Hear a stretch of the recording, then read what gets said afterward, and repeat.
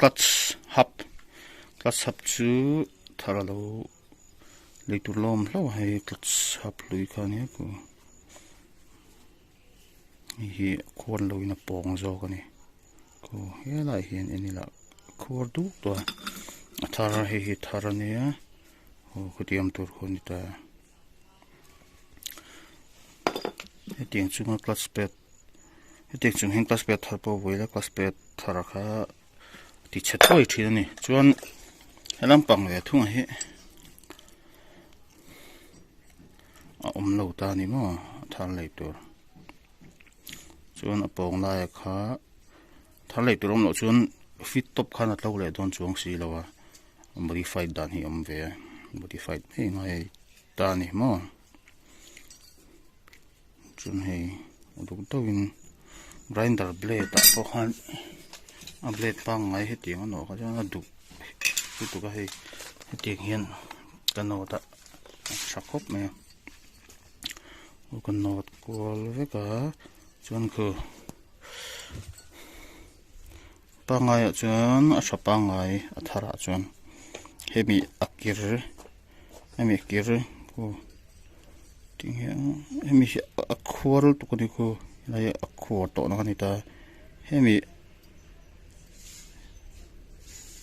hemi chin sapangai a thara chuan hemi chin tur hi ni ta u khor thladuk to ni tuna clutch plate kha hemi chin a khor chin hemi chin ba hi hemi chi helai chin ba ka hi mo hemi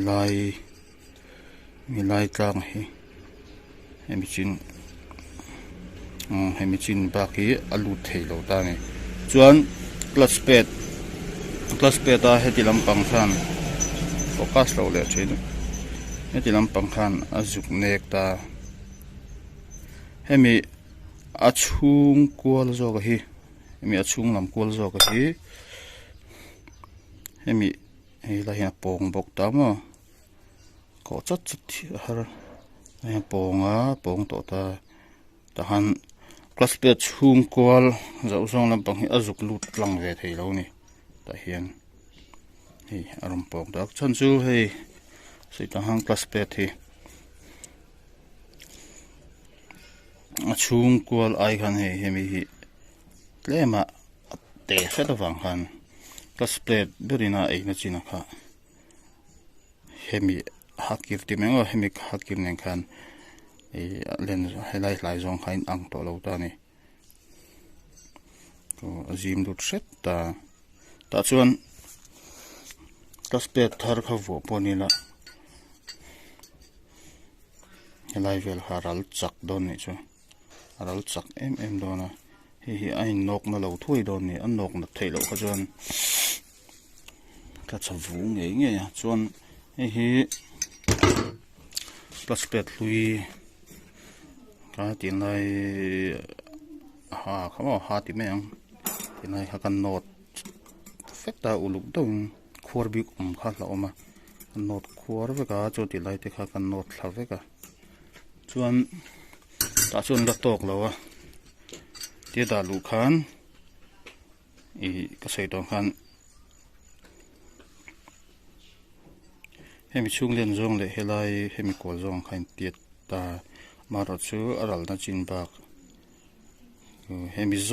zone thla chia hian aral ve lo ta alang pong alla helai ai khor chin khap alian set alang pong set helai ha wa khan pong set ni chu chon ti hete zuk da lu khan alu tlang ve thei lo ta ni hei class plate lai ber pong ho kan no thla ka to wang han chuan achung hi ru zaw vek boga ru zaw lo chuan soyang khan khumi hemi bang hi ladowa asik chop khanga ya chuan hi ka da belanga chuan atlo don ni mo chu mi modified dan lai te chu kan run da tel nge apart le tur mu lo kha chuan khatiang tho khan helam pang po hi le tur ong ngang lo chuan paspe thar vo to pilat lang to bang di ka chuan dai lo te vu le don thawa class plate man khan seng thon do ni workers nen lam po hi ti hian luk doin no tanga mo khor big te ral te big lai te om khajon a boi thak don ni a that dan bera chuan a thar heile emi te pani thar man kha tha bera ni chuma mara zu thar man turom lo kha chan ti khan modify dan te gan non sei long tel ni chu modify thi chu thil siam chung hi atirai big a boi thak ani hemi kan siam chop na chana chu sei dang khan hemi ai tur mo helai bang ai tur bang thar ti hian siam chop tin han isu bang thar ti hian ekha thak hian tia atlang tia zukno zai khani lo ti hian chan chu atlet thatangai aroi thatangai tengan da te kan su do ni mo den uluk tawn su tanga ti ti thlap khangai ni pon lai ma khor lai bik om kha arem ve lo ni o cluster lam kha fit sela video la kha hem hala arem chang che lo ka phone nuara la ta lo me lo shat hiam me do me engine hi sei dong khana half down nga ya ti hian tapet cover la tla zo chi a hemi kan thia thlak ma hian mi jong kan thia thlak ma hian timing ada phot mai ni timing chu mi a hi kemsaf hemi te yu ang hi chungnam hoiwa khan khampe ve ve boka khampe ve ve khan hi khup zong khom thei ta ma hemi he kala hi chungnam hoiwa chuan tapet adjust upon di khan timing da so khan tapet adjust mai thorani ki half down no na po hian timing da sa thlapi di hian chaber ni chumo chiat chau zerang engine lak turang chu la fela blok po ri nai tak chuan ala chelo ala khor lem lo mo piston ring piston po he la pa ngai khop mai oil hei na hi rai to a dum huam mai he ro chuanin boi thak le thina hei piston ring ni ram piston ring mo achiever tak hi amlo hang nen hi in bil tho tura gan nga chu kan engine velanga 0.25 ania he standard size ani lowa block cut to piston ring manang chi khamo in lai car vela hian ein mil vek chuan piston ring hi ka siam chop le don ni ein mil thei turin mana Yamaha SGR akan sianga FG tenen piston ring in miltura kan nga ma sel a block hole khalo te so kamo Yamaha SGR piston ring ta khale tur hing lai na ya alo om si lawa FG piston ring ha heng kara hian ein mil ve vek ta heng kara in mil lo hi be thina mo ein mil awang ham piston ring kha FG piston ring kha sei ani chuma a block tok tur chi khan clearance om lo kha chu chi chong lo ta hemi piston ring hegen trim ting lai kar gap du dan to a block hole zau to bilang khan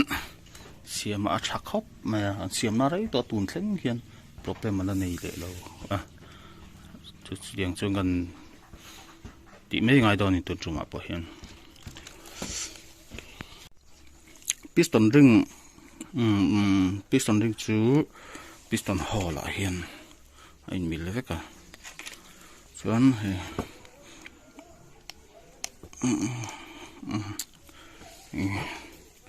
a sei hlek ta ni khu lai kon rim bo tho tur khuni lo ta chute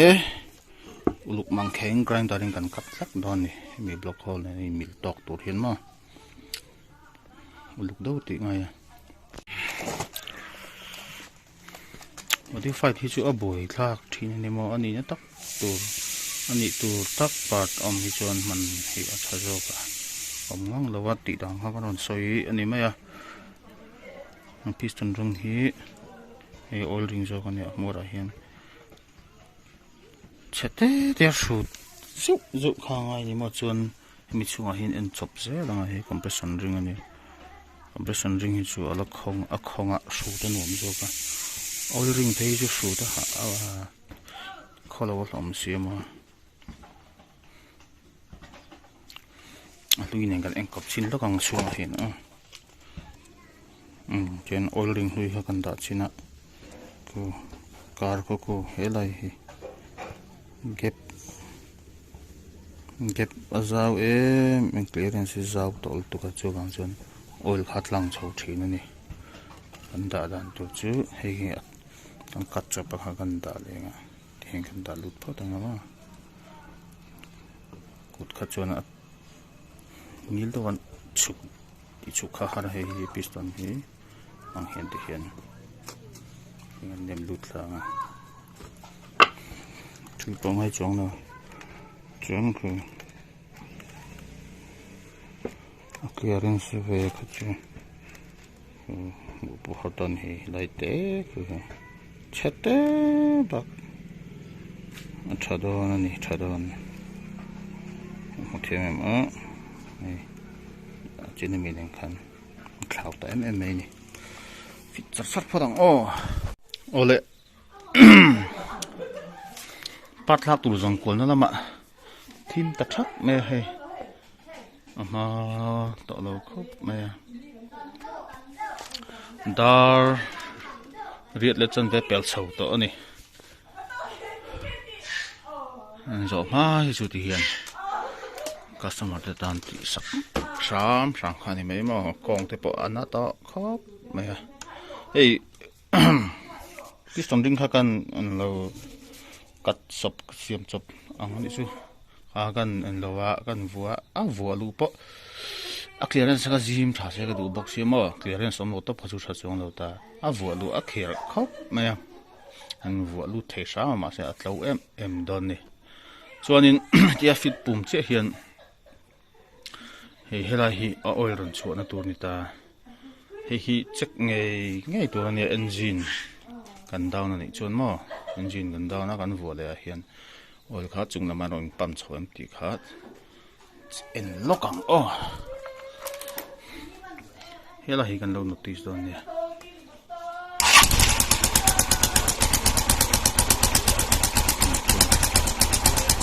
kon luang suak ter me kun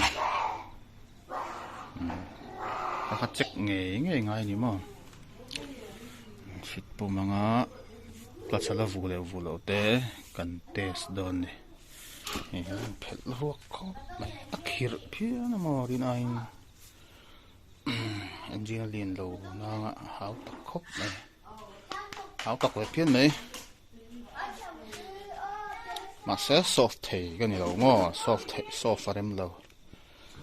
boruak ko vot to khop mai he chet lo chu na vot ni ma ro chet chak chon a vot chong lo se sitan te atlom khop mai fit pung felta start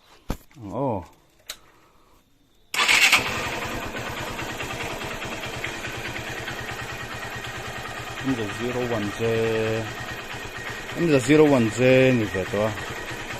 ko ve to ni mo engine ol hin thak hawak lo ti sia da engine chung ba adum khop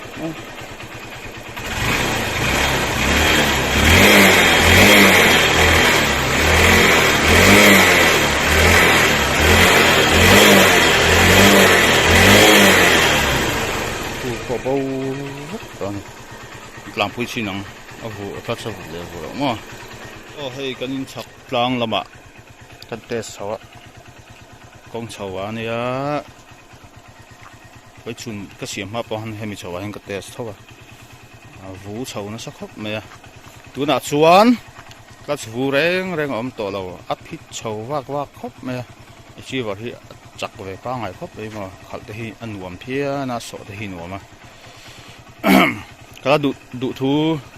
du thu sam lo to chu carburetor hi man do khan carburetor dap carburetor genuine lo an manga carburetor genuine lo man so du thu sam thei lo mo chu ni a thei sam chuan carburetor po hi genuine man turom chuan man ram acha tu tan chuan du tok le photang